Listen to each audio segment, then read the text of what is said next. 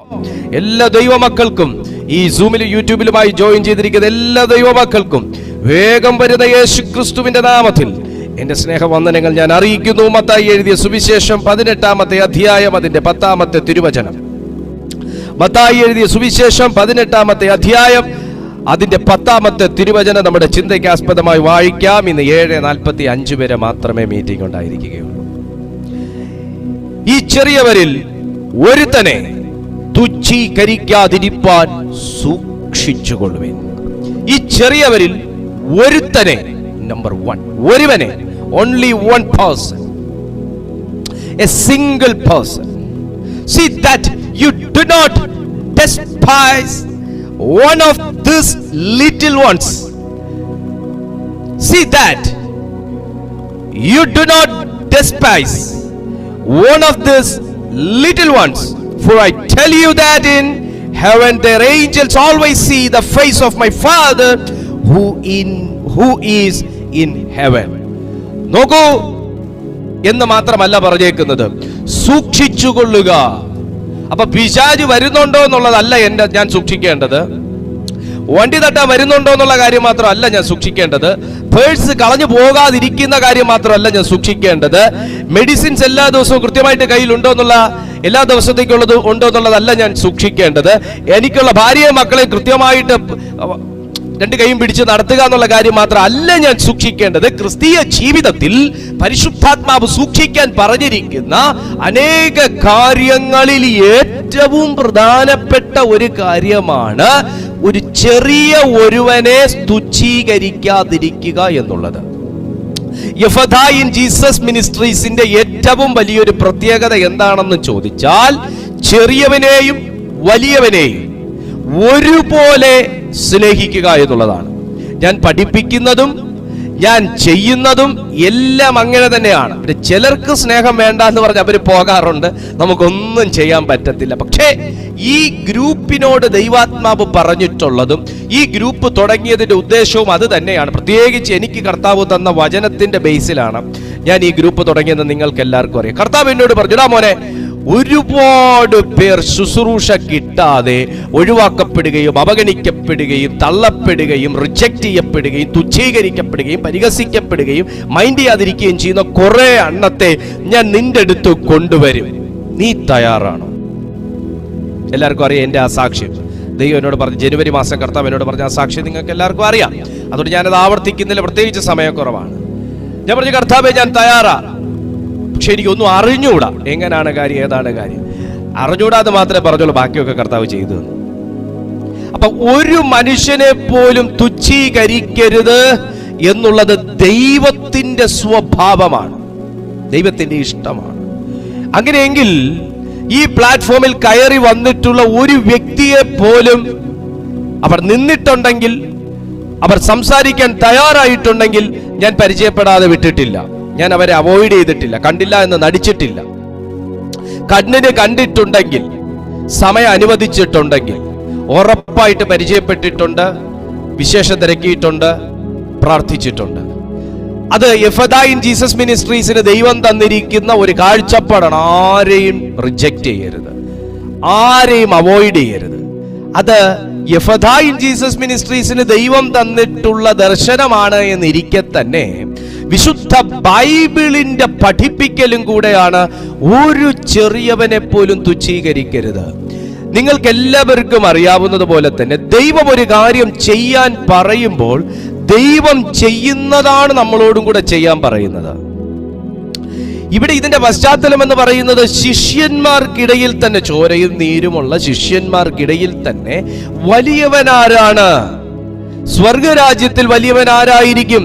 കർത്താവേ, ഞാൻ നിന്റെ സഞ്ചി പിടിക്കുന്നു, ഞാൻ നിന്റെ അക്കൗണ്ടന്റ് ആണ്, ഞാൻ നിന്റെ ഖജാൻജിയാണ്, അപ്പൊ ഞാനായിരിക്കുമല്ലോ സ്വർഗത്തിൽ വലിയവൻ, എപ്പോഴും കൂടെ വരുന്നവൻ, ഫിനാൻഷ്യൽ മാനേജ്മെന്റ് ചെയ്യുന്നവൻ എന്നൊക്കെ പത്രോസ് പറഞ്ഞെങ്കിൽ, ഫിലിപ്പോസ് പറഞ്ഞെങ്കിൽ, മറ്റ് ശിഷ്യന്മാർ പറഞ്ഞെങ്കിൽ, കർത്താവ് പറയുന്നു, നിങ്ങളുടെ കണക്കുകൂട്ടലുകൾ ഒന്നും അല്ല ദൈവരാജ്യത്തിൽ, സ്വർഗത്തിൽ ഒരുവനെ വലുതാക്കുന്നതിന്റെ പിന്നിൽ പല മാനദണ്ഡങ്ങളുണ്ട്. വലുതാകുന്നതിന് പിന്നിൽ പല മാനദണ്ഡങ്ങളുണ്ട്.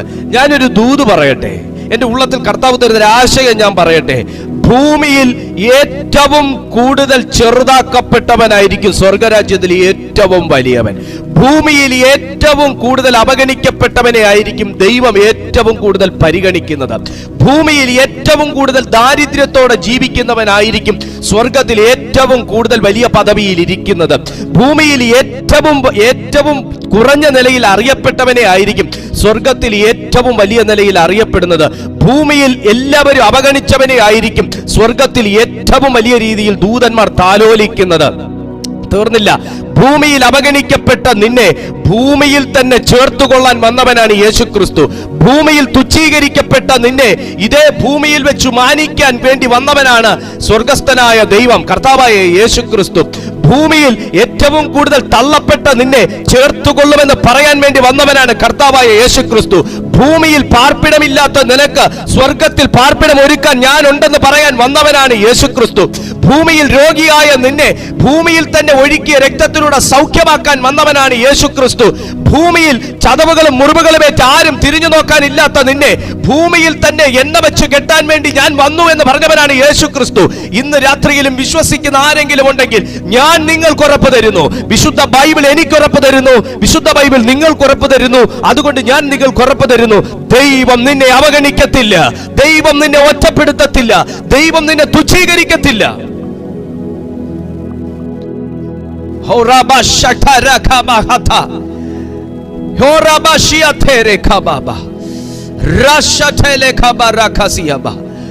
ഏറ്റവും കൂടുതൽ തുച്ഛീകരിക്കപ്പെടുന്നവന്റെ കൂടെയാണ് ഏറ്റവും കൂടുതൽ പരിശുദ്ധാത്മ സാന്നിധ്യം ചുറ്റിത്തിരിക്കുന്നത്. ഇതായിരിക്കുന്ന അനുഭവസ്ഥ.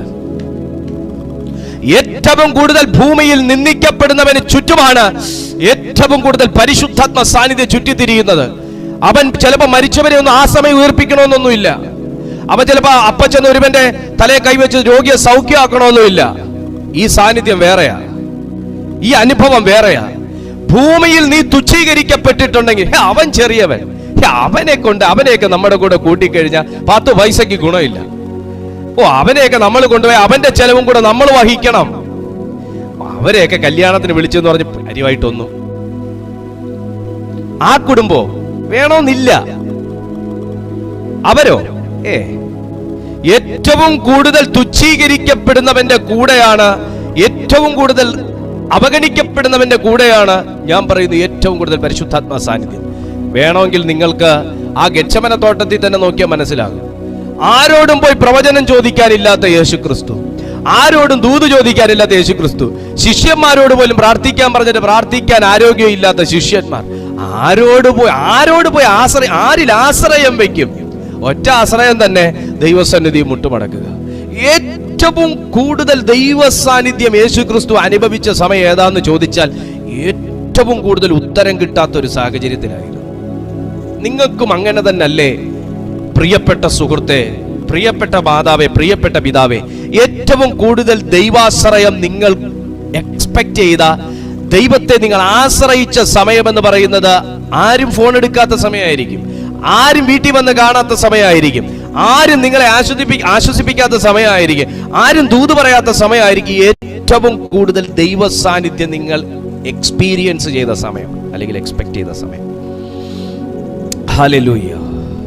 ഇവിടെ യേശുക്രിസ്തുവും ഏറ്റവും കൂടുതൽ ദൈവ സാന്നിധ്യം അനുഭവിച്ച ഒരു സാഹചര്യം ഏതാണെന്ന് ചോദിച്ചു കഴിഞ്ഞാൽ അത് ആ ഗെത്സമന തോട്ടത്തിലെ പ്രാർത്ഥനയുടെ സമയമായിരുന്നു. ദൂതന്മാർ ഇറങ്ങി വന്ന് ആശ്വസിപ്പിച്ച സമയം. വാക്ക് മനസ്സിലായോ? ദൂതന്മാർ, മത്തായി എഴുതിയ സുവിശേഷം 24, 25, 26, 27 ഒക്കെ വായിക്കുമ്പോൾ നിങ്ങൾക്ക് മനസ്സിലാവും. അതുപോലെ തന്നെ മർക്കോസ്, ലൂക്കോസ് ഒക്കെ വായിക്കുമ്പോൾ നിങ്ങൾക്ക് മനസ്സിലാവും.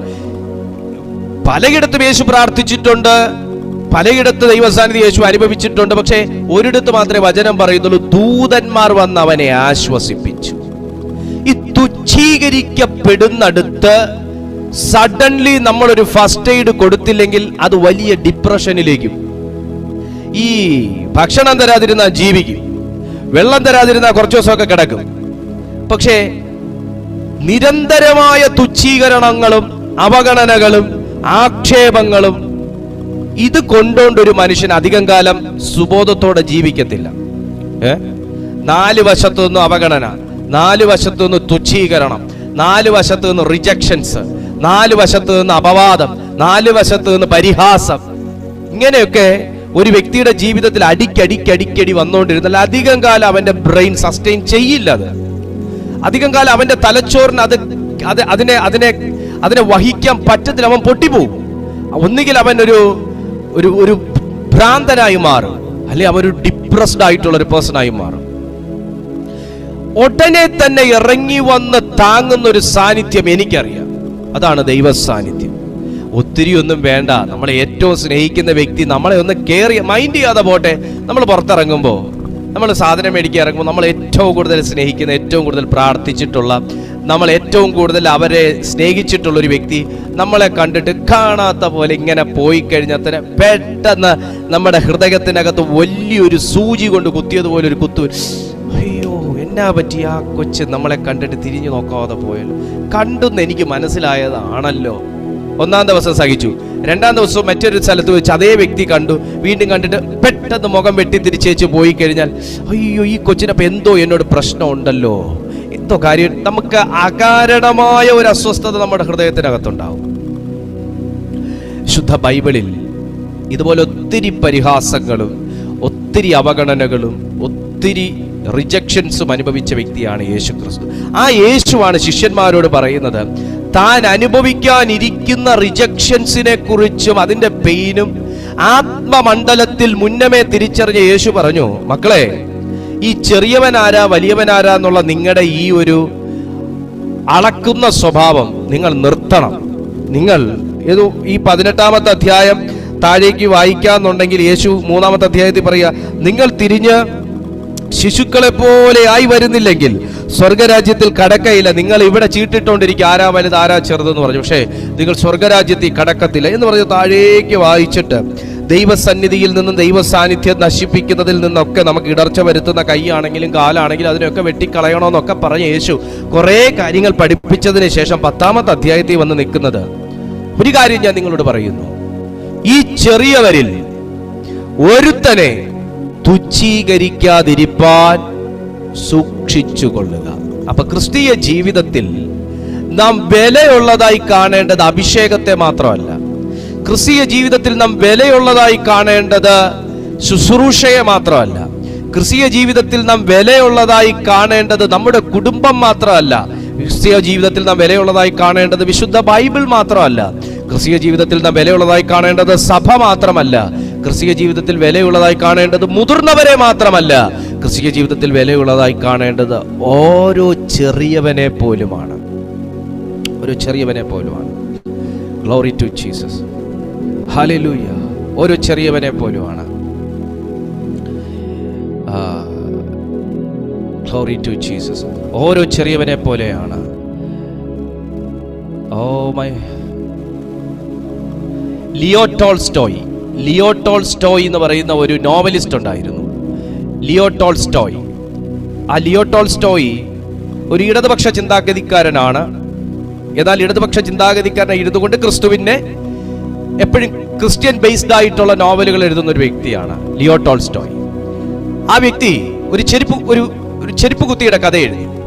ചെരുപ്പ് കുത്തി എല്ലാ ദിവസവും ക്രിസ്തുവിനെ എക്സ്പെക്ട് ചെയ്തിരുന്നു. ക്രിസ്തു വരും, എൻ്റെ മുമ്പിൽ ക്രിസ്തു ചെരുപ്പ് തയ്ക്കാൻ വരും, എൻ്റെ മുമ്പിൽ ക്രിസ്തു ചെരുപ്പ് തയ്ക്കാൻ വരും, ക്രിസ്തുവിൻ്റെ ചെരുപ്പ് ഞാൻ തയ്ക്കും. വലിയൊരു സ്റ്റോറിയാണ്. അതിൻ്റെ രത്നച്ചുരുക്കം ഞാൻ പറയാം. ചെരുപ്പ് തയ്ക്കാൻ വരും എന്ന് പറഞ്ഞ് പുള്ളി എപ്പോഴും റോഡിലേക്ക് നോക്കിക്കൊണ്ടിരുന്നു. എപ്പോഴും റോഡിലേക്ക് നോക്കി, എല്ലാവരുടെ ചെരുപ്പും പുള്ളി നോക്കും. ചിലരൊക്കെ തയ്ക്കാൻ വരും, തയ്ച്ചു കൊടുക്കും.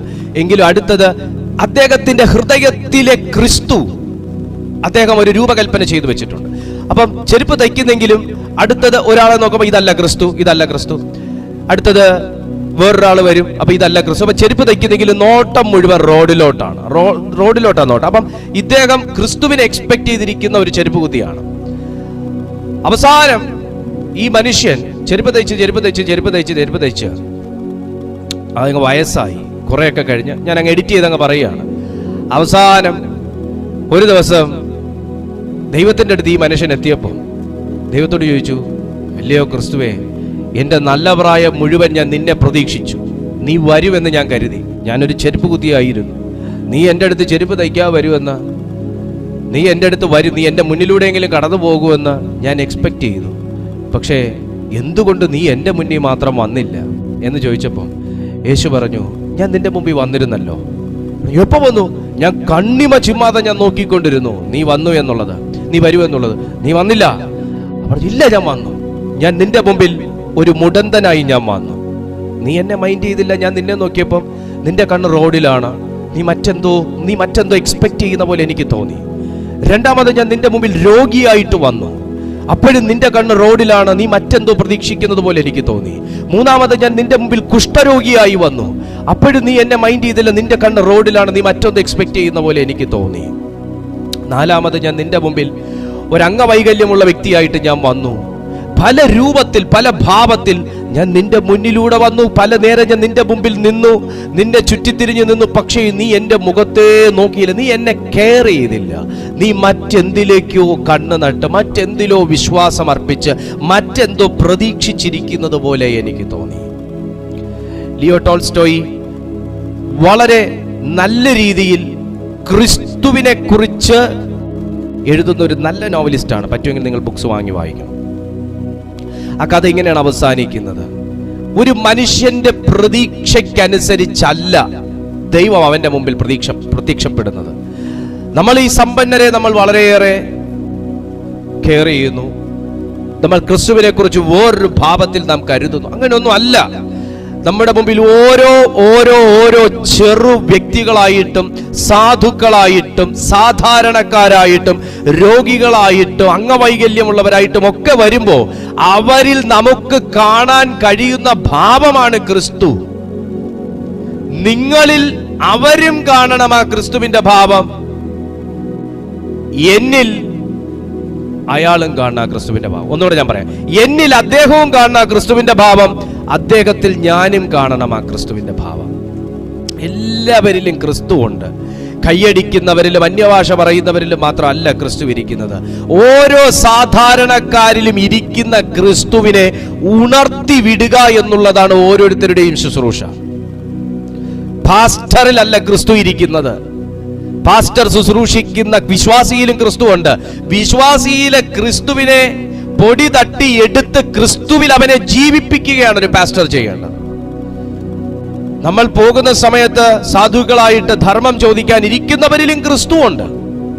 അവരിൽ ഇരിക്കുന്ന ക്രിസ്തുവിനെ നിങ്ങൾ ഉണർത്തുന്നതിന് മുന്നേ നിന്നിൽ ഒരു ക്രിസ്തു ഉണ്ടെന്ന് അവൻ അറിയണം.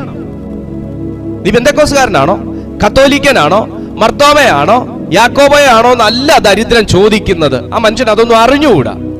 പക്ഷേ ഇവരൊരു ദൈവവിശ്വാസിയാണെന്നെങ്കിലും ആ മനുഷ്യൻ അറിയത്തക്ക നിലയിൽ ഒരു ശുശ്രൂഷ അസാധാരണക്കാരിൽ ചെയ്യാൻ കഴിഞ്ഞാൽ അന്ന് നിന്റെ ശുശ്രൂഷയുടെ ആരംഭ ദിവസമാണ്. സ്റ്റേജിൽ കയറി പ്രസംഗിക്കാൻ എല്ലാവർക്കും പറ്റും. ആർക്കും പറ്റാത്ത ഇച്ചിരി വാക്ചാതുര്യം ഉണ്ട്, ഇച്ചിരി ക്രൗഡിനെ ഫേസ് ചെയ്യാൻ ധൈര്യം ഉണ്ടെങ്കിൽ ആർക്കും പറ്റും. പക്ഷേ കർത്താവ് നടന്നത് മുഴുവൻ സഞ്ചാര സുവിശേഷകനായിട്ടാ. അവന്റെ കണ്ണ് പോയത് മുഴുവനും എവിടെ എനിക്ക് സ്തോത്ര കാഴ്ച കൂടുതൽ കിട്ടുന്നു, എവിടെ എനിക്ക് അവസരം കിട്ടുന്നു. കർത്താവ് പോയ സ്ഥലം മുഴുവൻ വേദിയല്ലായിരുന്നു. ആരും സ്റ്റേജ് ഒരുക്കിയിട്ടിട്ട് കർത്താവിനെ വിളിച്ചില്ല. പക്ഷെ അവൻ പോയെടുത്തെല്ലാം ക്രൂസൈഡായിരുന്നു. അഭിഷേകമുള്ളവൻ പട്ടണത്തിലേക്ക് ഇറങ്ങിക്കഴിഞ്ഞാൽ അതെല്ലാം ക്രൂസൈഡിന്റെ വേദികളാണ്. നീ ഇവിടുന്ന് നീ ഷോപ്പിംഗ് മാളിലേക്ക് ഒന്ന് ഇറങ്ങിക്കഴിഞ്ഞാൽ ഒരു വ്യക്തിയെങ്കിലും മുന്നേ വന്നാൽ അത് നിന്റെ വേദിയാന്ന് ഓർത്തോണ്ടാ മതി. കർത്താവ് പോയെടുത്തെല്ലാം നോട്ടീസ് അടിച്ച് പബ്ലിഷ് ചെയ്തോണ്ടല്ല പോയത്. അടുത്ത ദിവസം കർത്താവ് വരുന്നു ഇങ്ങനൊന്നും ആരും പറഞ്ഞില്ല. പക്ഷെ അവൻ പോയെടുത്ത് എന്താ പറയുക, അങ്ങ് വിദേശത്തുനിന്ന് പോലും ആൾക്കാർ വന്ന് ഇറങ്ങി എന്നുള്ളത് അതിന്റെ സത്യം. വേറെ റേഞ്ച് അഭിഷേകമായിരുന്നത്. Glory to Jesus. നിങ്ങളൊരു കാര്യം മാത്രം ശ്രദ്ധിച്ചാൽ മതി. ഈ ചെറിയവരിൽ ഒരുത്തനെ തുച്ഛീകരിക്കാതിരിപ്പാൻ സൂക്ഷിച്ചുകൊള്ളുവിൻ. ഈ ചെറിയവരിൽ ഒരുത്തനെ തുച്ഛീകരിക്കാതിരിപ്പാൻ സൂക്ഷിച്ചുകൊള്ളുവിൻ. അപ്പൊ ദൈവം എളിയവനെ ആദരിക്കുന്ന ദൈവമാണ്. ദൈവം എളിയവനെ ആദരിക്കുന്ന ദൈവമാണ്. Glory to Jesus. ഈ ഒരു കാര്യം ഇവിടെ ഞാൻ പറഞ്ഞിട്ട് ഞാൻ നിങ്ങളോടൊരു കാര്യം പറഞ്ഞുതരാം. യേശുവിന്റെ നാമത്തിൽ തെസ്സലോനിക്കർക്ക് എഴുതിയ 1-ാമത്തെ ലേഖനം 4-ാമത്തെ അധ്യായം 8-ാമത്തെ വാക്യത്തിൽ ഇങ്ങനെ പറയുന്നത്: ആകയാൽ തുച്ഛീകരിക്കുന്നവൻ മനുഷ്യനെ അല്ല, തൻ്റെ പരിശുദ്ധാത്മാവിനെ നിങ്ങൾക്ക് തരുന്ന ദൈവത്തെ തന്നെ തുച്ഛീകരിക്കുന്നു. അതൊരു ഭയങ്കര വേർഡാണ്. ദൈവത്തെ തുച്ഛീകരിക്കുക, അവഗണിക്കുക, റിജക്റ്റ് ചെയ്യുക എന്ന് പറഞ്ഞാൽ നമ്മുടെയൊക്കെ വിചാരം അവൻ അങ്ങ് തട്ടി, ഞാൻ അങ്ങനെ ചെയ്തപ്പോൾ അവൻ അങ്ങ് കൊണ്ടു എന്നൊക്കെ വിചാരം. പക്ഷേ വിശുദ്ധ ബൈബിൾ പറയുന്നു, പരിശുദ്ധാത്മാവിനെ തന്ന വ്യക്തിക്ക് പരിശുദ്ധാത്മാവിനെ തന്ന ദൈവത്തെ തുച്ഛീകരിക്കുന്നു എന്നാണ് പറയുന്നത്. ഒരു ദൂതൂടെ പറഞ്ഞ് ഞാൻ അങ്ങ് അവസാനിപ്പിക്കുക. ഒരുവന് വേണ്ടി ദൈവം ഇറങ്ങുമെന്ന് പറഞ്ഞാൽ നിങ്ങൾ വിശ്വസിക്കുമോ? തുച്ഛീകരിക്കപ്പെട്ട, അവഗണിക്കപ്പെട്ട, നിന്ദിക്കപ്പെട്ട, വേദന അനുഭവിക്കുന്ന, കരയുന്ന ഒരുവന് വേണ്ടി ദൈവം ഇറങ്ങുമെന്ന് പറഞ്ഞാൽ നിങ്ങൾ വിശ്വസിക്കുമോ? വിശുദ്ധ ബൈബിളിൽ ദൈവം ഇറങ്ങിയിട്ടുള്ളതായി ഞാൻ കണ്ടിട്ടുള്ള എല്ലാ ഭാഗത്തും ഒറ്റ വ്യക്തിയെ ഉണ്ടായിരുന്നുള്ളൂ. 1 ദാവീദ്, 2 യാക്കോബ്, 3 പത്രോസ്, 4 പൗലോസ്, 5 യേശുക്രിസ്തു, 6 യോഹന്നാൻ, 7 മോശെ. ഇങ്ങനെ തുടങ്ങി അങ്ങോട്ട് വായിക്കുകയാണെങ്കിൽ ഇവരെല്ലാം ഒറ്റപ്പെട്ട് എന്ത് ചെയ്യണമെന്നറിയാത്ത ഒരു സാഹചര്യത്തിൽ ഇറങ്ങിയതാണ് ദൈവം. ഏറ്റവും നല്ല ഉദാഹരണമാണ് ലൂക്കോസ് എഴുതിയ സുവിശേഷം 1-ാമത്തെ അധ്യായത്തിൽ സെക്കരിയാവ് എന്ന് പറയുന്ന മനുഷ്യന് വേണ്ടി ദൈവം ഇറങ്ങിയത്, ദൂതനിറങ്ങിയത്. നിങ്ങൾ കരുതുന്നുണ്ടോ ആ മനുഷ്യൻ ശുശ്രൂഷ ചെയ്യുന്നെങ്കിലും പൂർണ്ണമായിട്ട് ഹാപ്പിനെസ് അനുഭവിക്കുന്ന, പൂർണ്ണമായിട്ട് സന്തോഷം അനുഭവിക്കുന്ന ഒരു വ്യക്തിയാണ്? അല്ല. ആ മനുഷ്യൻ ഒരു തലമുറ ഇല്ലാത്തതിൻ്റെ പേരിൽ ഭാരപ്പെടുന്ന ഒരു വ്യക്തിയാണ്. രോഗിയല്ല, അംഗവൈകല്യമില്ല, സാമ്പത്തിക ബുദ്ധിമുട്ടുകൾ അങ്ങനെ അനുഭവിക്കുന്ന ഒരു വ്യക്തിയാണെന്ന് ബൈബിൾ പറയുന്നില്ല. പക്ഷേ എന്തെന്നില്ലാത്ത ഒരു ഭാരം ഹൃദയത്തിൽ കൊണ്ടു നടക്കുന്ന ഒരു വ്യക്തി, ദൈവസന്നിധിയിൽ നിത്യവും നിരന്തരവും പ്രാർത്ഥിക്കുന്ന ഒരു വ്യക്തി, ആ വ്യക്തിയുടെ അരികിൽ വിശുദ്ധ ബൈബിൾ പറയുന്നു ദൂതൻ ഇറങ്ങി. ഏത് സമയത്താണ് ദൂതൻ ഇറങ്ങിയെന്നറിയാവോ? വീട്ടിൽ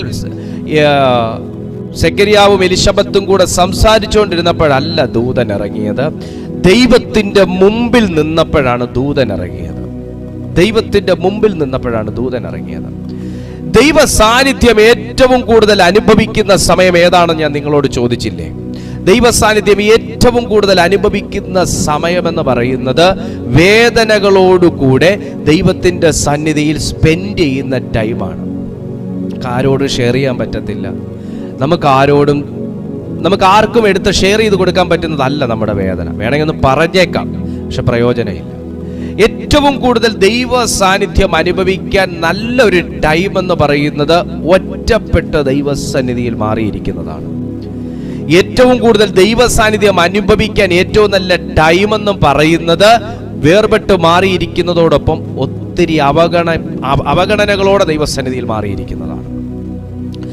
സെക്കരിയാവിന്റെ ജീവിതത്തിൽ സെക്കരിയാവ് ശുശ്രൂഷ ചെയ്യുന്നു, സെക്കരിയാവിന് ഫാമിലിയുണ്ട്, പക്ഷെ സെക്കരിയാവിന് ഉത്തരം കിട്ടാത്ത ഒരു ചോദ്യം എന്നും ജീവിതത്തിലുണ്ടായിരുന്നു. നീ എന്നും ദൈവത്തെ ശുശ്രൂഷിക്കുന്നു, നീ എന്നും ദൈവത്തിന് വഴിപാടർപ്പിക്കുന്നു, നീ എന്നും ദൈവത്തിന് ധൂപം കാണിക്കുന്നു, നീ പുരോഹിതനാണ്.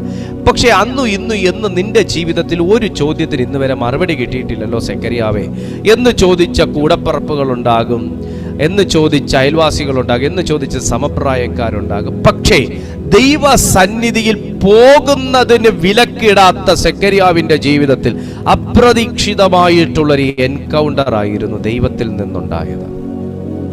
ഇന്ന് രാത്രിയിലും ഒത്തിരി ചോദ്യങ്ങൾ ഒരുപാട് പേര്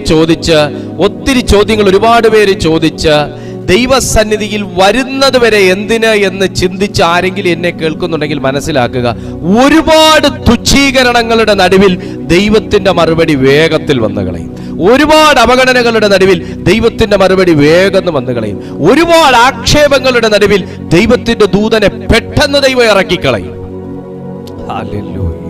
ദൈവം ഈ സെക്കരിയാവിന്റെ മുമ്പിൽ ഇറങ്ങി വന്നിട്ട് ആദ്യം ദൈവമല്ല, ദൂതൻ, ഗബ്രിയേൽ ദൂതൻ സെക്കരിയാവിന്റെ മുമ്പിൽ ഇറങ്ങി വന്നിട്ട് ആദ്യം കൊടുക്കുന്ന മറുപടി എന്ന് പറയുന്നത് നിന്റെ പ്രാർത്ഥനയ്ക്ക് ഉത്തരമായി. അങ്ങനെയാണെങ്കിൽ എന്നെ ചിന്തിപ്പിച്ചൊരു കാര്യം ഇതാണ്, ഒത്തിരി തുച്ഛീകരണങ്ങളും അവഗണനകളും ആക്ഷേപങ്ങളും ഒക്കെ നല്ല പ്രായം മുതൽ കേട്ട് തുടങ്ങിയ സെക്കരിയാവ് എന്ന് പറയുന്ന മനുഷ്യൻ വൃദ്ധ വൃദ്ധനായപ്പോഴും അതേ സബ്ജക്റ്റ് പ്രാർത്ഥിച്ചിരുന്നു എന്നുള്ളതല്ലേ ലൂക്കോസിന്റെ സുവിശേഷം 1-ാമത്തെ അധ്യായം 12-ാമത്തെ വാക്യമൊക്കെ വായിക്കുമ്പോൾ നിങ്ങൾക്ക് അറിയാൻ പറ്റും.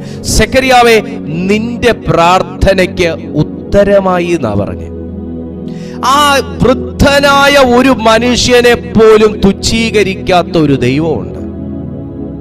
വൃദ്ധനായ ഒരു മനുഷ്യനെ പോലും അവഗണിക്കാത്തൊരു ദൈവമുണ്ട്. ആ ദൈവം ആ മത്തായി എഴുതിയ സുവിശേഷത്തിൽ പറഞ്ഞിരിക്കുന്നത്, ഈ ചെറിയവരിൽ ഒരുവനെയെങ്കിലും നീ തുച്ഛീകരിച്ചാൽ ദൈവവും നിന്നെ തുച്ഛീകരിക്കും. ഈ ചെറിയവരിൽ ഒരുവനെയെങ്കിലും നീ അവഗണിച്ചാൽ ദൈവവും നിന്നെ അവഗണിക്കും. അവഗണിക്കാതിരിപ്പാൻ ഈ ചെറിയവരിൽ ഒരുവനെ തുച്ഛീകരിക്കാതിരിപ്പാൻ സൂക്ഷിച്ചുകൊള്ളുവിൻ. കാരണം സ്വർഗത്തിൽ അവരുടെ ദൂതന്മാർ സ്വർഗസ്ഥനായ എൻ്റെ പിതാവിൻ്റെ മുഖം എപ്പോഴും കാണുന്നു എന്ന് ഞാൻ നിങ്ങളോട് പറയുന്നു. Hallelujah, hallelujah, hallelujah, hallelujah. ഷിയാലാരാ ഖാതാ ബാഷിയാതലാബ രാൽബാ ഖാസി ഖാതാലാ ബാഷിയാതലാബ റീബാനാ ബാഷിയാതലാ ഖൽകനഗസിയാതല ഷാൽബാരാ ഖാതാലാ ബ്രഗഷിയാതലാബ. Thank you Lord, thank you Lord, thank you Lord, thank you Lord, thank you Jesus, thank you Lord, thank you Lord. രണ്ട് രാജാക്കന്മാരുടെ പുസ്തകം 6-ാമത്തെ അധ്യായം 16-ാമത്തെ വാക്യം കൂടെ വായിച്ച് നമുക്ക് പ്രാർത്ഥിക്കാം. രണ്ട് രാജാക്കന്മാരുടെ പുസ്തകം 6-ാമത്തെ അധ്യായം അതിന്റെ 16-ാമത്തെ വാക്യം കൂടെ. രണ്ട് രാജാക്കന്മാർ 6-ാമത്തെ അധ്യായം ഒറ്റപ്പെടലിന്റെ കാര്യത്തെക്കുറിച്ചാണ്. അതിന്റെ 16-ാമത്തെ വാക്യം 15 മുതൽ വായിക്കാം. പിന്നെ അവൻ സകല പരിവാരവുമായി ദൈവപുരുഷന്റെ അടുക്കൽ മടങ്ങി വന്ന് അവന്റെ മുമ്പാകെ നിന്നു. ഇസ്രായേലിൽ അല്ലാതെ ഭൂമിയിലെങ്ങും ഒരു ദൈവമില്ല എന്ന് ഞാൻ ഇപ്പോൾ അറിയുന്നു. ആകയാൽ അടിയന്റെ കയ്യിൽ നിന്നൊരു പ്രതിഗ്രഹം കൈക്കൊള്ളണമേ എന്ന് പറഞ്ഞു. അതിന് അവൻ, ഞാൻ സേവിച്ചു നിൽക്കുന്ന യഹോവയാണ്, ഞാനൊന്നും കൈക്കൊള്ളുകയില്ല എന്ന്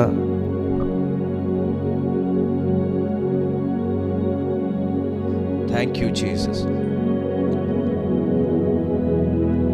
6-ാമത്തെ അധ്യായം 16-ാമത്തെ വാക്യം. 6-ാമത്തെ അധ്യായം 16. ദൈവപുരുഷന്റെ ബാല്യക്കാരൻ രാവിലെ എഴുന്നേറ്റ് പുറത്തിറങ്ങിയപ്പോൾ ഒരു സൈന്യം കുതിരകളും രഥങ്ങളുമായി പട്ടണം വളഞ്ഞിരിക്കുന്നത് കണ്ടു. ബാല്യക്കാരൻ അവനോട്, അയ്യോ യജമാനനെ, നാം എന്തു ചെയ്യുമെന്ന് പറഞ്ഞു. അതിന് അവൻ, പേടിക്കണ്ട, നമ്മോട് കൂടെയുള്ളവർ, നിങ്ങളെ വാക്ക് കേൾക്കണം, ഒറ്റപ്പെട്ട് നിൽക്കുന്ന ഒരു, എന്നെ ചിന്തിപ്പിച്ച കാര്യം വേറെ ഒന്നുമല്ല. ഏലിയാവ് പ്രാർത്ഥിക്കാത്ത വ്യക്തിയാണോ? ഏലിയാവ് പ്രാർത്ഥിക്കാതെ രാത്രി കിടക്കുന്ന വ്യക്തിയാണോ? ഏലിയാവ് പ്രാർത്ഥിച്ചിട്ടുണ്ട്, പ്രാർത്ഥിച്ച് ദൈവസാന്നിധ്യം അനുഭവിച്ചിട്ടുണ്ട്, കോട്ടയ്ക്ക് വേലി കെട്ടണമെന്ന് കർത്താവിനോട് പറഞ്ഞിട്ടുണ്ട്, ആയുസ് സംരക്ഷിക്കണമെന്ന് പറഞ്ഞിട്ടുണ്ട്, എല്ലാം ഉണ്ട്. പക്ഷേ രാവിലെ ഏലിയാവ് എഴുന്നേറ്റപ്പം കാണുന്നതും തനിക്ക് പ്രതികൂലമായിട്ട് നിൽക്കുന്ന സൈന്യവും രഥങ്ങളും കുതിരകളുമാണ്. ഇതായിരിക്കുന്നു നിങ്ങളോടുള്ള ദൂത്. എത്ര പ്രാർത്ഥിച്ചിട്ടും പ്രാർത്ഥിച്ചങ്ങോട്ട് എഴുന്നേൽക്കുമ്പോ തന്നെ പുറത്തിറങ്ങുമ്പോ കാണുന്നത് നിങ്ങൾക്ക് ചുറ്റും വലവിരിച്ച് നിൽക്കുന്ന സൈന്യങ്ങളും കുതിരകളും രഥങ്ങളുമാണ്. ഇവിടെ ഏലിയാവിന്റെ കാര്യവും വിഭിന്നമല്ല. ഏലിയാവും പ്രാർത്ഥിച്ച് ശക്തിപ്പെട്ട് ദൈവം കൊടുത്ത പുതിയ ദൂതും പിടിച്ച് രാത്രി മുഴുവൻ ദൈവിക ദർശനങ്ങളും കണ്ട് എഴുന്നേറ്റ് രാവിലെ ബാല്യക്കാരന്റെ വായിന്ന് കേൾക്കുന്നത്, ദാ നിങ്ങൾക്ക് വിരോധമായിട്ടൊരു സാധനം വെളിയിൽ നിൽക്കുന്നു. തികച്ചും ഏലിയാവിന് ഭാര്യയില്ല, കുട്ടികളുമില്ല. ഏലിയാവ് ഒറ്റപ്പെട്ട വ്യക്തിയാണ്. ഈ ഗേഹസി എന്ന് പറയുന്ന മനുഷ്യൻ ഏലിയാവിനേക്കാൾ വേഗത്തിൽ ഓടുകയും ചെയ്യും. പക്ഷേ ഇവിടെ പ്രതികൂലത്തെ തരണം ചെയ്യാൻ നിൽക്കുന്നത് അക്ഷരാർത്ഥത്തിൽ ഈ മനുഷ്യന്റെ ബാല്യക്കാരന്റെ വാക്കിനെ പ്രതി നോക്കുകയാണെങ്കിൽ ഏലിയാവ് മാത്രമേ ഉള്ളൂ. ഏലിയാവ് ഗേഹസി നേരെ പോയി ഏലിയാവിന്റെ പുറകിൽ അങ്ങ് ഒളിക്കും. ഇത് ഭയങ്കര ദൂതാണ്. ഗേഹസി നേരെ പോയി ഏലിയാവിന്റെ പുറകിൽ ഒളിക്കും. മറുപടി കൊടുക്കണമെങ്കിലും മറുപടി കാണിക്കണമെങ്കിലും ഏലിയാവിന് കാണിച്ചേ പറ്റൂ. എനിക്കും നിങ്ങൾക്കുമൊക്കെ ഒഴിഞ്ഞു മാറാൻ കഴിയാത്ത പല സാഹചര്യത്തിന്റെ മുമ്പിലും കർത്താവ് തമ്പുരാൻ ഇതുപോലെ കൊണ്ട് നമ്മളെ നിർത്തും, ഒറ്റപ്പെടുത്തി നിർത്തും. എന്റെ അനുഭവം വെച്ച് പറയുകയാണെങ്കിൽ 100% കർത്താവ് കൊണ്ട് നിർത്തും. ഹല്ലേലൂയ. നീ ഒരു രാത്രി പ്രാർത്ഥിച്ച് കിടന്നവനാണെങ്കിൽ പകൽ നീ ഒരു യുദ്ധത്തിന് വേണ്ടി വിളിക്കപ്പെട്ടവനാണ്. നീ ഒരു രാത്രി ദൈവശക്തി ഏറ്റെടുത്തിട്ട് കിടന്നവനാണെങ്കിൽ പകൽ നീ ഒരു യുദ്ധത്തിന് വേണ്ടി വിളിക്കപ്പെട്ടവനാ. ദൈവം മനുഷ്യനെ കുറിച്ച് പറയുന്നു, അവൻ കാവൽക്കാരനാണ്, ദേശത്തിന്റെ കാവൽക്കാരനാണ്. ദേശത്തിന്റെ കാവൽക്കാരന് രാവിലെയും രാത്രിയും ഒരുപോലെ സുഖനിദ്രയല്ല. ദേശത്തിന്റെ കാവൽക്കാരന് രാത്രിയും പകലും അവൻ ഒരുപോലെ തന്നെ. അല്പസമയം അവന് മയങ്ങാം, അല്പസമയം ഉറങ്ങാം. ഡ്യൂട്ടിക്ക് വേറെ ആള് നിൽക്കുമ്പോൾ അവൻ അല്പസമയം ഉറങ്ങാം. അടുത്ത ദിവസം അവന്റെ ഡ്യൂട്ടി ടൈം വരുമ്പോൾ അവൻ എഴുന്നേറ്റ് നിൽക്കണം. അപ്പൊ ദേശത്തിന്റെ കാവൽക്കാരാ, നീ രാത്രി പ്രാർത്ഥിക്കുന്നുണ്ടെങ്കിൽ പകൽ നീ യുദ്ധത്തിന് വിളിക്കപ്പെട്ടവനാണ്. പക്ഷേ യുദ്ധത്തിന് പോകുന്ന ഒരു വ്യക്തിയെ സംബന്ധിച്ചിടത്തോളം കിടുകിടുകിട വിറയ്ക്കുന്നവനെ അല്ല യുദ്ധത്തിന് ഇറക്കി വിടുന്നത്. ഹല്ലേലൂയ. ധൈര്യശാലിയായവനും ബോധ്യമുള്ളവന് എന്റെ കയ്യിൽ എന്തുണ്ട് എന്ന് ബോധ്യമുള്ളവനെയാണ് രാജാവ് യുദ്ധത്തിന് ഇറക്കി വിടുന്നത്. ഇവിടെ ഏലിയാവിനെ അതിരാവിലെ നെഗറ്റീവ് അടിച്ച് ഗേഹസി പേടിപ്പിക്കുകയാണ്. അയ്യോ, നാം ഇനി എന്തു ചെയ്യും? പുറത്തിറങ്ങി ഒന്ന് നോക്കിയച്ചും വന്ന് കിടക്കാവോ എന്ന് ചോദിച്ചു. ഒറ്റപ്പെട്ട് നിൽക്കുന്ന അവസ്ഥയാണ്. ദൈവം തുച്ഛീകരിച്ചോ? ദൈവമക്കളെ, ഏലിയാവിനെ ദൈവം തുച്ഛീകരിച്ചോ? ഒരു ഏലിയാവല്ലേ, കുഴപ്പമില്ല, ഡബിൾ പോർഷനുള്ള ഏലീശ ഉണ്ടല്ലോ. ദൈവം അങ്ങനെ കരുതിയോ? അല്ലെങ്കിൽ ഏലീശായ്ക്ക് ഒരു ഡബിൾ പോർഷൻ കൊടുക്കുവാണല്ലോ, അപ്പൊ പിന്നെ പുള്ളിക്കാരൻ പോയാൽ എന്നാ, മറ്റേ ആളങ്ങ് നടത്തിക്കോ, ഡബിൾ പോർഷൻ ഉണ്ടല്ലോ. ദൈവം തുച്ഛീകരിച്ചോ? മനുഷ്യൻ അങ്ങനെ തുച്ഛീകരിക്കുക, ഇവൻ പോയാൽ എന്നെ മറ്റവനുണ്ടല്ലോ, ഇവളില്ല എന്നാ മറ്റേ അവളുണ്ടല്ലോ. മനുഷ്യൻ അങ്ങനെ ചിന്തിക്കും. പക്ഷെ ദൈവം അങ്ങനെ ചിന്തിക്കത്തില്ല. എത്ര എളിയവനാണെങ്കിലും എത്ര ചെറിയവനാണെങ്കിലും ദൈവം പേർ ചൊല്ലി വിളിച്ചൊരു വ്യക്തിയാണ് താങ്കളെങ്കിൽ മനുഷ്യൻ തുച്ഛീകരിക്കുന്നിടത്തോളം ദൈവം നിന്നെ ചേർത്തുകൊള്ളും. മനുഷ്യൻ അവഗണിക്കുന്നിടത്തോളം ദൈവം നിന്നെ ഓർക്കും. മനുഷ്യൻ നിന്നെ വേണ്ടെന്ന് പറയുന്നിടത്തോളം ദൈവം നിന്നെ വേണമെന്ന് പറയും. മനുഷ്യൻ നിന്നെ ഒഴിവാക്കുന്നിടത്തോളം ദൈവം നിന്നെ ചേർത്തുകൊള്ളും. ഗേഹസി പറഞ്ഞു, ദൈവപുരുഷന്റെ വാക്ക് നിങ്ങളൊന്ന് കേൾക്കണം. എന്നാന്നറിയാവോ? യജമാനനെ നാം ഇനി എന്തു ചെയ്യും? ഈ ചോദ്യം പലരും നിങ്ങളുടെ അടുത്ത് ചോദിക്കും. നമ്മളെ ഡിപ്പെൻഡ് ചെയ്ത് നിൽക്കുന്നവർ, നമ്മളെ വിശ്വസിക്കുന്നവർ, നമ്മളെ സ്നേഹിക്കുന്നവർ, നമ്മൾ മാത്രമുള്ളവർ നമ്മുടെ അടുത്ത് വന്ന് ചോദിക്കും, അയ്യോ അമ്മേ, നമ്മൾ ഇനി എന്നാ ചെയ്യും? അയ്യോ ചേട്ടാ, നമ്മൾ ഇനി എന്നാ ചെയ്യും? അയ്യോ അച്ഛാ, നമ്മൾ ഇനി എന്നാ ചെയ്യും? അയ്യോ അപ്പാ, നമ്മൾ ഇനി എന്നാ ചെയ്യും? ഇങ്ങനെ നമ്മുടെ അടുത്ത് വന്ന് ചോദിക്കും. തികച്ചും അക്ഷരാർത്ഥത്തിൽ ആ സമയത്ത് നമ്മൾ തിരിഞ്ഞു നോക്കിയാൽ നമ്മെ സപ്പോർട്ട് ചെയ്യാൻ ഒരു വ്യക്തി പോലും കാണത്തില്ല. നമ്മൾ ഇനി എന്ത് ചെയ്യും? ഈ ചോദ്യം ഒരു വലിയ പ്രാധാന്യം അർഹിക്കുന്ന ചോദ്യമാണ്. അവർക്ക് ചെയ്യാൻ പറ്റാത്തതിനപ്പുറം നിനക്ക് എന്നാ ചെയ്യാൻ പറ്റൂ? ഇതാ ചോദ്യത്തിന്റെ അർത്ഥം. നമ്മൾ ചെറിയവനായില്ലേ, അല്ലെങ്കിൽ നമ്മളൊരു ചെറിയൊരു വ്യക്തിയാണ്, നമ്മളെ ഒന്നും സപ്പോർട്ട് ചെയ്യാൻ ആരും ഇല്ല, നമുക്കൊന്നും വേണ്ടത്ര ആരും ഇല്ല, നമുക്കൊന്നും ബന്ധുബലം ഇല്ല, നമുക്കൊന്നും സമൂഹത്തിന്റെ ബലം ഇല്ല. തിരിഞ്ഞും പിരിഞ്ഞും നോക്കിക്കഴിഞ്ഞാൽ ഗേഹസി ചോദിച്ച ചോദ്യം കറക്റ്റാ. നമ്മൾ ഇനി എന്ത് ചെയ്യും? ആ ചോദ്യത്തിന്റെ മുമ്പിൽ നിൽക്കുന്ന ചില വ്യക്തികൾ ഇന്ന് ഈ കൂട്ടായ്മയിലുണ്ട്. നമ്മൾ ഇനി എന്ത് ചെയ്യും? ഈ ചോദ്യത്തോടെ നിൽക്കുന്ന ചില വ്യക്തികൾ ഈ പ്ലാറ്റ്ഫോമിലുണ്ട്. ഈ ചോദ്യം കയ്യിൽ പിടിച്ച് ദൈവമുഖത്തേക്ക് നോക്കി നിൽക്കുന്ന വ്യക്തികൾ ഈ പ്ലാറ്റ്ഫോമിലുണ്ട്. നമ്മൾ ഇനി എന്ത് ചെയ്യും? വാസ്തവല്ലേ? പ്രാണഭയത്തിലാ ചോദിക്കുന്നത്, എന്ത് ചെയ്യും? അപ്പൊ ഒരേ സമയം ശരീരം സംരക്ഷിക്കണം, പ്രാണനെ സംരക്ഷിക്കണം. ഇതൊക്കെ ഫേസ് ചെയ്യാൻ ഒറ്റ വ്യക്തിയേ ഉള്ളൂ, ദൈവപുരുഷൻ. ദൈവപുരുഷൻ മാത്രമേ ഉള്ളൂ. ഇനി ദൈവപുരുഷൻ ഈ ചോദ്യം ആരോട് ചോദിക്കും? വാസ്തവത്തിൽ ആശ്രയിക്കാൻ ആരുമില്ലാതെ ദൈവം മാത്രം ആശ്രയവും തുണയെന്നും പറഞ്ഞു നിൽക്കുന്ന ഈ സമയം ദൈവപുരുഷന്റെ ജീവിതത്തിലുള്ള വലിയ ബോധ്യം എന്നാന്നറിയാവോ?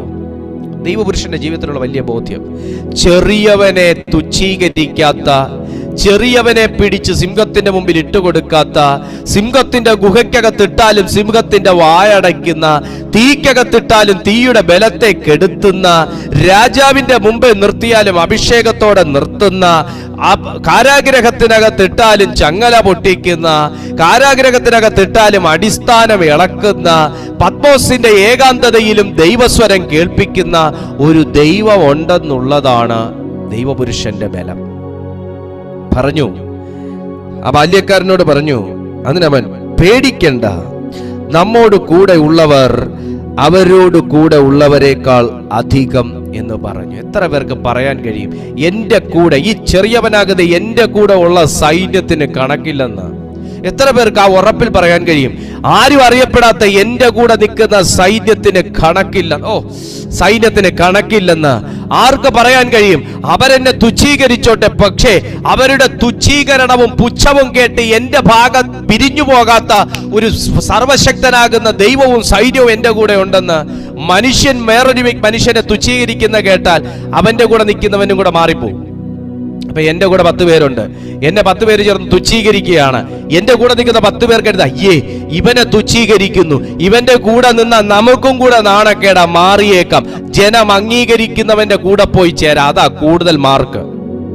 ഇത് മനുഷ്യന്റെ ബുദ്ധി. ദൈവത്തിന്റെ ബുദ്ധി എന്നാന്നറിയാവോ? ദൈവത്തിന്റെ ക്യാരക്ടർ എന്നാന്നറിയാവോ? മനുഷ്യൻ തുച്ഛീകരിക്കുന്നവന്റെ കൂടെ ദൈവം ചേർന്ന് നിൽക്കും.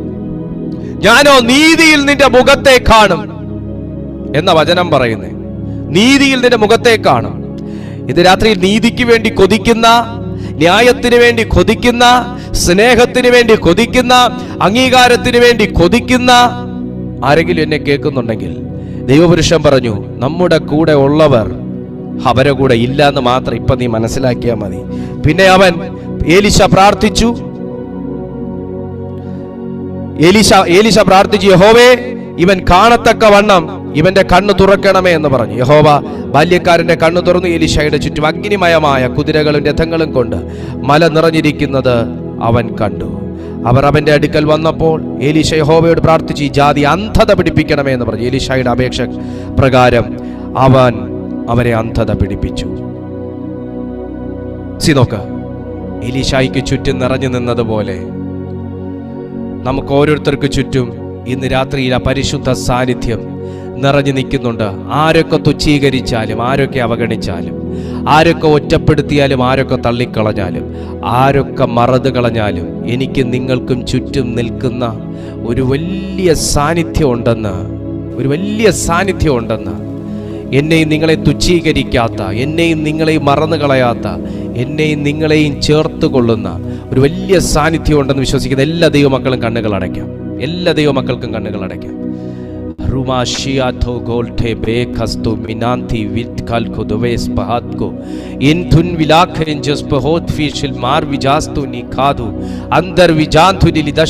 എന്നോട് പരിശുദ്ധാത്മാവ് പറയുന്നു, ഇതേപോലെ എന്തു ചെയ്യും? അകത്ത് എപ്പോഴും ഒരു ചിന്ത കുക്ക് ചെയ്തുകൊണ്ടിരുന്നാൽ ഈ ചിന്ത എന്തു ചെയ്യും. ഇങ്ങനൊരു ചിന്തയുള്ള വ്യക്തികളൊക്കെ ഈ പ്ലാറ്റ്ഫോമിലുണ്ട്. എല്ലാവർക്കും ഉണ്ട് ആ ചിന്ത. പക്ഷേ ആ ചിന്ത തന്നെ എപ്പോഴും ഉള്ള വ്യക്തികൾ ഇതിനകത്തുണ്ട്. എന്തു ചെയ്യും? നമ്മളിനി എന്ത് ചെയ്യും? നമ്മൾ ആരോട് ചോദിക്കും? ആരെടുത്ത് ചെല്ലും? ആരോട് പറയും? ഈ ആരും ഇല്ലാതായ എല്ലാവരാലും തുച്ഛീകരിക്കപ്പെട്ട് കിടക്കുന്ന ചില വ്യക്തികളോടാണ് ഇന്ന് ഈ ദൂത് പറയുന്നത്. അവർക്ക് വേണ്ടി പരിശുദ്ധാത്മാവായ ദൈവം എഴുന്നേൽക്കുകയാണ്. ശത്രു ചിതറിപ്പോകും. ദൈവം എഴുന്നേൽക്കും, ശത്രു ചിതറിപ്പോകും. ദൈവം എഴുന്നേൽക്കും, ശത്രു ചിതറിപ്പോകും. ദൈവം എഴുന്നേൽക്കും, ശത്രു ചിതറിപ്പോകും. ദൈവം എഴുന്നേൽക്കും, ശത്രു ചിതറിപ്പോകും.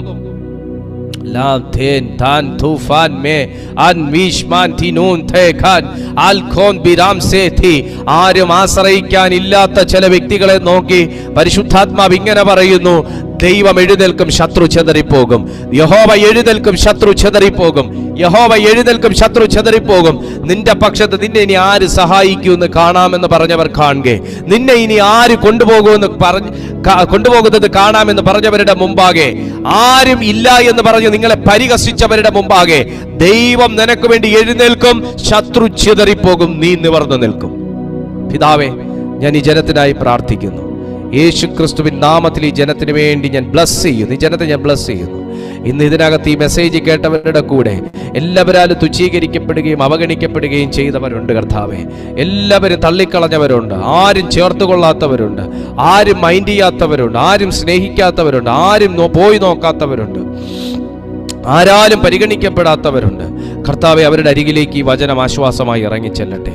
ഒരു സെക്കരിയാവിൻ്റെ അരികിൽ ദൂതൻ ഇറങ്ങിയതുപോലെ, എലീശായ്ക്കും ഗേഹസിക്കും വേണ്ടി ദൂതൻ ഇറങ്ങിയതുപോലെ, ഇന്ന് രാത്രിയിൽ ഒരു സർവശക്തനാകുന്ന ദൈവത്തിൻ്റെ കരുണയും കരുതലും ഇവരുടെ കൂടെ ഇരിക്കണമേ. ഞാൻ ഇപ്പോഴും ഞാൻ പറയുന്നു, ഒരു രാത്രി പ്രാർത്ഥിച്ചിട്ട് കിടക്കുന്നവന്റെ മുമ്പേ അടുത്ത ദിവസം അവന് പ്രതികൂലമായി ചില രഥങ്ങളും കുതിരകളും എഴുന്നേറ്റ് നിന്നാലും പ്രാർത്ഥിക്കുന്നവന്റെ ജീവിതത്തിലെ വലിയ ഉറപ്പെന്നാന്നറിയാവോ? അവൻ വാ തുറന്നാൽ ആ നിൽക്കുന്ന സൈന്യത്തെ വിഴുങ്ങുന്ന ഒരു വലിയ തീമതിൽ അവന് ചുറ്റുമുണ്ട്. എത്ര പേർക്ക് ഞാൻ ഈ പറയുന്ന ദൂത് മനസ്സിലാകുന്നുണ്ട്? ആമേൻ. എലീശ രാത്രി പ്രാർത്ഥിച്ചിട്ട് കിടന്നു. അടുത്ത ദിവസം രാവിലെ കേൾക്കുന്ന ന്യൂസ്, നിന്നെ വിഴുങ്ങാൻ സൈന്യം നിന്റെ ഈ മലയ്ക്ക് ചുറ്റുമുണ്ട്. രാവിലെ കേൾക്കുന്ന ന്യൂസാണ്, നിന്നെ വിഴുങ്ങാൻ, നമ്മളെ കൊന്നുകളയാൻ വേണ്ടി സൈന്യം ഈ വീടിന് ചുറ്റുമുണ്ട്. എന്തു ചെയ്യും? നാം ഇനി എന്തു ചെയ്യും? ഇതാണ് ചോദ്യം. എന്തു ചെയ്യും? ദൂത് കേട്ടോ. എലീശ ഒന്ന് വാ തുറക്കാൻ വേണ്ടി കാത്തിരിക്കുകയാണ്. എലീശായ്ക്ക് ചുറ്റും നിൽക്കുന്ന തീ ആ സൈന്യത്തെ വിഴുങ്ങാൻ. നിന്റെ വായൊന്ന് തുറക്കേണ്ട പോലെ തുറന്നാൽ വിഴുങ്ങുന്ന തീയാണ് നമുക്ക് ചുറ്റും നിൽക്കുന്നത്. നമ്മളെ വിഴുങ്ങുന്നല്ല, നിനക്കെതിരെ നിൽക്കുന്നതിനെ വിഴുങ്ങുന്ന.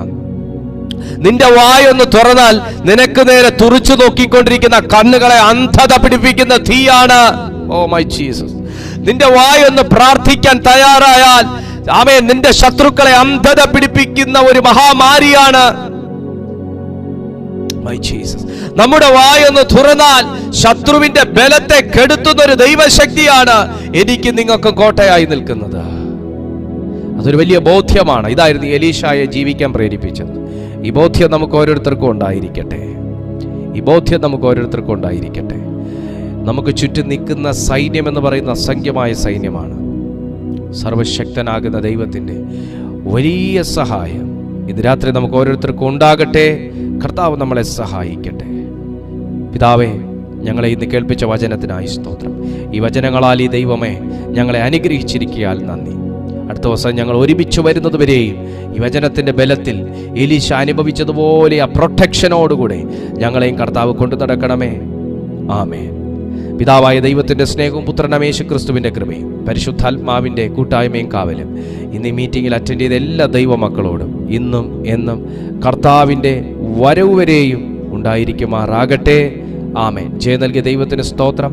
Hallelujah, hallelujah, hallelujah. ദൈവമായ കർത്താവ് നിങ്ങൾ അനുഗ്രഹിക്കട്ടെ. എല്ലാ ദിവസവും വൈകുന്നേരം 6:30 മണി മുതൽ 8 മണി വരെ നമുക്ക് മീറ്റിംഗ് നടക്കുന്നുണ്ട്. ആദ്യമായിട്ടാണ് ഈ ചാനൽ കാണുന്നതെങ്കിൽ ചാനലൊന്ന് സബ്സ്ക്രൈബ് ചെയ്യുക. നിങ്ങൾക്ക് പ്രാർത്ഥനാ വിഷയങ്ങളുണ്ടെങ്കിൽ യൂട്യൂബിൻ്റെ ഡിസ്ക്രിപ്ഷൻ ബോക്സിൽ ഞങ്ങളുടെ പ്രയർ ലൈൻ നമ്പർ കൊടുത്തിട്ടുണ്ട്. നിങ്ങൾക്ക് അതിൽ വിളിക്കാവുന്നതും പ്രാർത്ഥന വിഷയങ്ങൾ അറിയിക്കാവുന്നതുമാണ്. വാട്സപ്പ് നമ്പറും ആ നമ്പറിൽ തന്നെയുണ്ട്. നിങ്ങളുടെ പ്രാർത്ഥനാ വിഷയങ്ങളൊക്കെ അതിലൂടെ നിങ്ങൾക്ക് അറിയിക്കാം. ഒപ്പം മറ്റുള്ളവരെ കൂടെ ഞങ്ങളുടെ ഈ കൂട്ടായ്മയിലേക്ക് കൊണ്ടുവരിക. അനുഗ്രഹിക്കപ്പെട്ട സന്ദേശങ്ങൾ കേൾക്കാൻ നിങ്ങൾ മറ്റുള്ളവരെ കൂടെ വഴി ഒരുക്കി കൊടുക്കുക. ആ ചെറിയവനെ നിങ്ങൾ ആദരിച്ചാൽ, ആ ചെറിയവനെ നിങ്ങൾ ഒരു വഴി ഒരുക്കി കൊടുത്താൽ നിങ്ങൾക്കുള്ള വഴി ദൈവം ഒരുക്കും. ഒരു ചെറിയവനെ നിങ്ങൾ ഓർത്താൽ നിങ്ങളെ ദൈവം ഓർക്കും. ഒരു ചെറിയവനെ നിങ്ങൾ സഹായിച്ചാൽ ദൈവം നിങ്ങളെ സഹായിക്കും. ഒരു ചെറിയവനെ നിങ്ങൾ സ്നേഹിച്ചാൽ നിങ്ങളെ ദൈവം സ്നേഹിക്കും. കർത്താവ് നിങ്ങളെ അനുഗ്രഹിക്കട്ടെ. അടുത്ത ദിവസം തമ്മിൽ കാണുന്നത് വരെ അത്യുന്നതന്റെ ചിറകിന്റെ കീഴിൽ കർത്താവ് നിങ്ങളെല്ലാവരെയും സൂക്ഷിക്കട്ടെ. I bless you in Jesus almighty name. Amen.